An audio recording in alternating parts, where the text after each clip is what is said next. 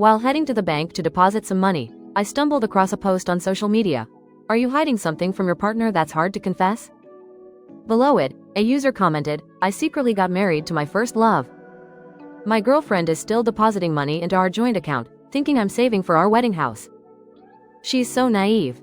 The account already has $85,000. Once she deposits $100,000, I'll quietly withdraw it. The comment had thousands of likes. I glanced at my joint account balance, exactly $85,000. My heart sank. Could it be? My boyfriend, Ethan Carter, married to his first love behind my back? Ethan and I had been together for nearly 3 years. Our relationship was solid, or so I thought. Our families had even met recently to discuss our future. How could he be the kind of deceitful man scheming online? Doubts swirled in my mind as I returned home, determined to confront him. Before I could even set my bag down, Ethan rushed over, beaming. Babe, I just deposited another $1,000 into our joint account. This month, you're depositing too, right? Your salary's a bit higher than mine, so maybe you can add a little more? His eyes sparkled with expectation as he waved his phone. My hand instinctively touched the thick envelope in my bag. Today was payday, and thanks to landing a big contract at my marketing firm, my boss had given me a $3,000 bonus. I'd planned to deposit it, bringing our account to $88,000. But that social media post had shattered my excitement. The coincidence was too uncanny to ignore. Doubt took root, and I couldn't shake it. Taking a deep breath, I forced a few tears. Ethan, my performance this month was terrible. No bonus. Plus, I sent $600 to my mom for her medical bills. I watched his reaction closely. His smile faltered, his eyes scanning me from head to toe. You usually deposit $2,000 or $3,000 a month, he said, his tone icy. You're not depositing anything this time? How are we supposed to save for a house and get married if it's just me? The word married pushed me over the edge. I wanted to drag him to the county clerk's office to check his marital status right then and there. Instead, I shot him a cold glance and headed to the bedroom. If I don't deposit, does that mean you'll never buy a house or get married? Ethan's face paled, but he quickly recovered, following me. Claire, I've been saving for us. Why are you acting like marriage is my responsibility alone? Don't you have a part in this? I scoffed, sitting at my desk. Without me, you could still get married, couldn't you? I knew confronting him directly would lead to denials or accusations of paranoia. I needed a plan to make him confess. Ethan tried to soften me up, grabbing my hand. Your base salary is over $4,000 a month. Even after sending $600 to your mom and $500 for our expenses, you could still save the rest. His words made me realize something else. I'd been covering nearly all our living expenses. Beyond his $1,000 monthly deposits, he barely contributed. Looking at his lips moving, I suddenly blurted, Ethan, let's get married. The room went silent. I could almost hear him gulp. His face froze, and instead of joy, his eyes betrayed desperation. After a long pause, he stammered, Babe, we agreed to save $100,000 first. Why the rush? It'll mess up our plans. I pulled out the engagement ring he'd given me last year and slipped it on, my tone firm. I'm worried if we don't marry soon, you'll end up with someone else. My playful jab hit him like a truck. His legs buckled, and he sank to the floor. Marriage is a big deal, he mumbled, avoiding my gaze. Your mom's sick, right? She probably isn't thinking about our wedding now. I patted his shoulder, my voice solemn. Because my mom's sick, I want to marry you for good luck, for her health. You wouldn't refuse that, would you? My words boxed him in, leaving no room for excuses. Speechless, Ethan scrambled up, saying he needed to call his parents. I let him retreat to the study. 2 minutes later, muffled muttering came through the wall. I pressed a glass against it, and his voice became clear. Honey, once you're back, we'll be together every day. Take care of yourself abroad, or your husband will worry. My heart shattered. The seeds of doubt had sprouted into a towering tree, tearing me apart. Ethan was still talking softly. Honey, when you're back, I'll buy you a big house. Don't worry, your husband has plenty of money. I laughed bitterly. Plenty of money? Over $70,000 of the $85,000 in our account was mine. The next morning, I dragged Ethan to the county clerk's office. Panicked, he curled up in bed, refusing to go. It's too sudden. I think I have pre-wedding jitters. Can we wait? His refusal only confirmed his betrayal. I tossed him back onto the bed. Fine, stay jittery. I'm handling some business. When you're ready, we'll register. He nodded, relief washing over him, thinking he'd dodged a bullet. I drove to the real estate office we'd visited countless times. On the way, I transferred my $70,000 out of a joint account, every penny I'd saved since graduating. If Ethan had no intention of marrying me, I'd buy a house myself. Luckily, the condo I'd eyed had dropped in price. With an $80,000 down payment, I could sign the contract immediately for a $400,000 home. Without hesitation, I signed the papers. As I finalized the documents, Ethan called. I rejected it and kept signing. He'd clearly noticed the missing money and texted, "Claire, where's the money?" "That's our money. Why'd you move it without telling me? Put it back, or I won't forgive you." I ignored him, watching his Instagram step count skyrocket from 0 to 10,000. He was probably pacing frantically, never expecting I'd buy a house. After finishing the paperwork, I returned home. Ethan wasn't there, likely out searching for me. I sat in the living room, watching my phone light up with his calls, then go dark. Memories flooded back. 3 years of thinking Ethan and I were soulmates, only for that post to slap me awake. In the study, a notification pinged. Ethan's Instagram was still logged in on my computer. Pinned at the top were chats with me and his first love, Sophia Evans. While frantically searching for me, he was messaging her, "Honey, be careful at your prenatal checkup. Don't bump into anything. Be good. Your husband misses and loves you." My calm heart ached. Ethan and Sophia had a child? When did they secretly marry? Minutes later, Sophia replied, "2 months until I'm showing. When are you dumping her? I'm your wife.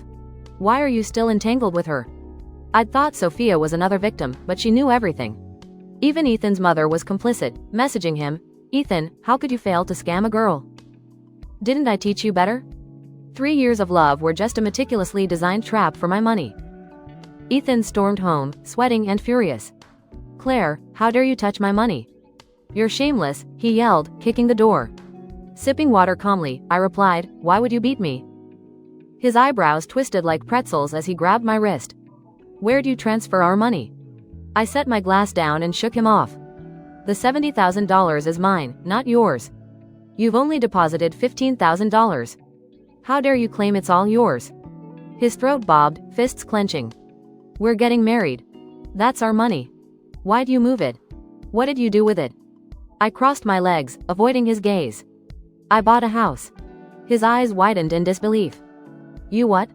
When I didn't repeat myself, he snatched my phone, smashing it on the floor. "You bought a house? What about me? Was I never in your plans?" As expected, he turned it on me. Annoyed, I slapped him hard. The crisp sound echoed. "How dare you lecture me?" I spat. His bravado vanished, eyes wide like a scolded child. I picked up my phone. "This cost $1,000. Pay me back. The house has cameras. Don't try to dodge it." Furious, he lunged at the camera, smashing it. "Claire, you scheming woman. How could I marry someone like you?" Ignoring his tantrum, I pulled out the housing contract. "Ethan, I could add your name to the deed. You know I don't care about money, only you."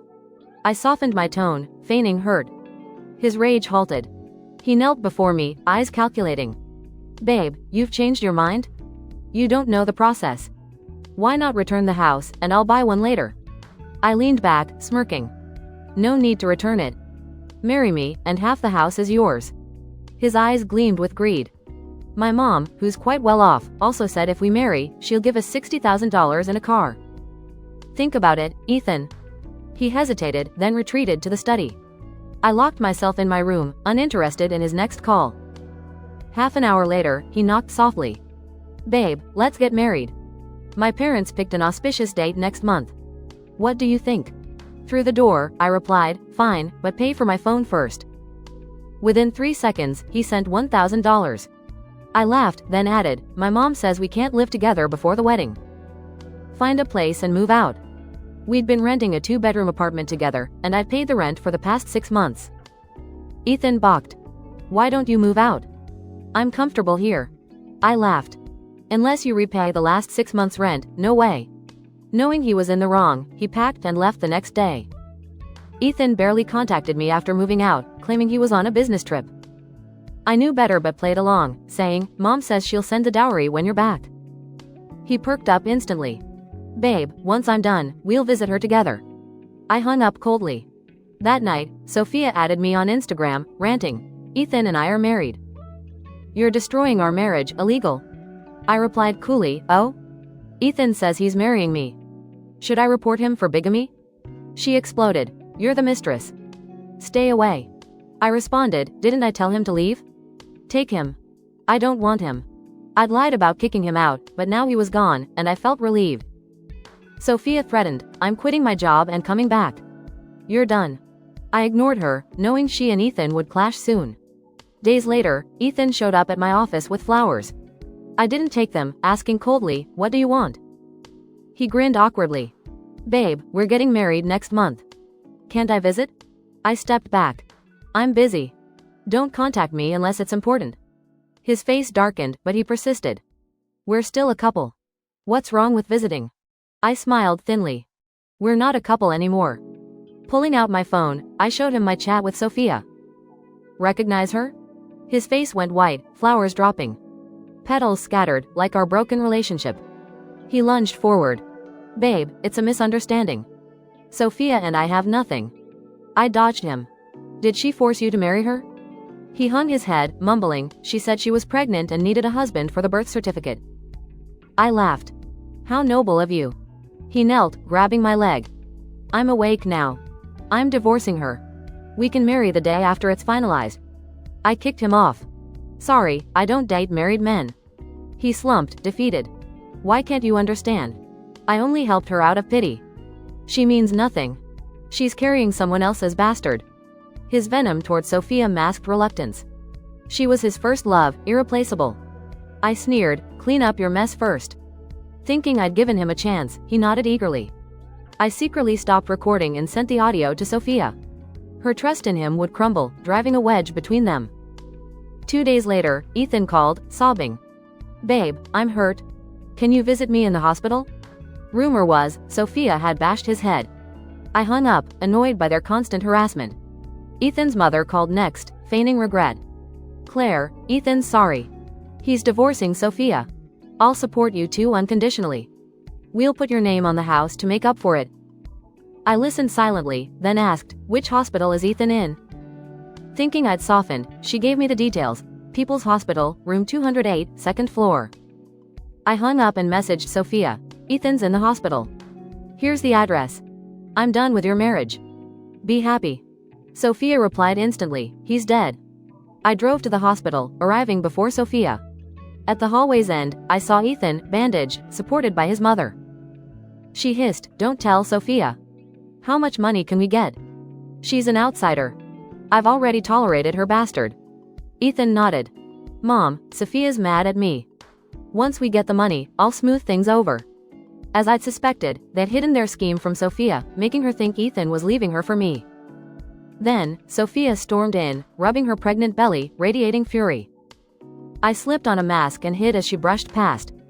Her scream echoed, Ethan Carter, stop. You dared divorce me but can't face me? Ethan and his mother turned, spotting Sophia charging. He fled toward his room, but his mother tried to block her, only to be shoved into the wall. Get out of my way. I'm settling with your son, she roared. The mother crumpled, clutching her shoulder. Help. She's going to kill my son. Call the police. She fainted before finishing. Nurses rushed to her aid. I watched from the shadows as Ethan and Sophia disappeared into the room. Sophia dragged an IV pole inside and slammed the door. A crowd gathered, speculating. I chimed in, she's pregnant, but the baby's not his. Gasps followed. He's divorcing her to scam another woman's savings and dowry, but she found out. The crowd cursed them both. A loud crash came from the room, followed by Sophia's anguished cry, my stomach. It hurts. Peering through the door's glass, I saw her clutching her belly, trembling as she tried to unlock the door. I'm bleeding. Call a doctor. The door burst open. Blood soaked her dress. Spectators backed away, fearing bad luck. Sophia, pale, clung to the frame. Where's the doctor? Are you all blind? Medics rushed her away. Ethan stayed inside. The crowd assumed he'd attacked her, too scared to enter. A guard with a baton ventured in, then shouted, Doctor. He's dying. Covered in blood. I squeezed through the crowd. Ethan lay curled in a corner, bloodied, next to a bloodstained IV pole. Sophia hadn't held back. Medics carried him out, his head still bleeding. I sat in the hallway, awaiting updates. Ethan's mother had severe hypertension, worsened by the chaos. She risked a stroke, but Ethan, unconscious, couldn't sign for surgery. The hospital buzzed with activity, thanks to the Carter's drama. Half an hour later, Ethan woke, signing the papers despite his bandaged head. He stormed out, yelling, "That witch caused my mom's stroke. I'll kill her." He collapsed mid-rant.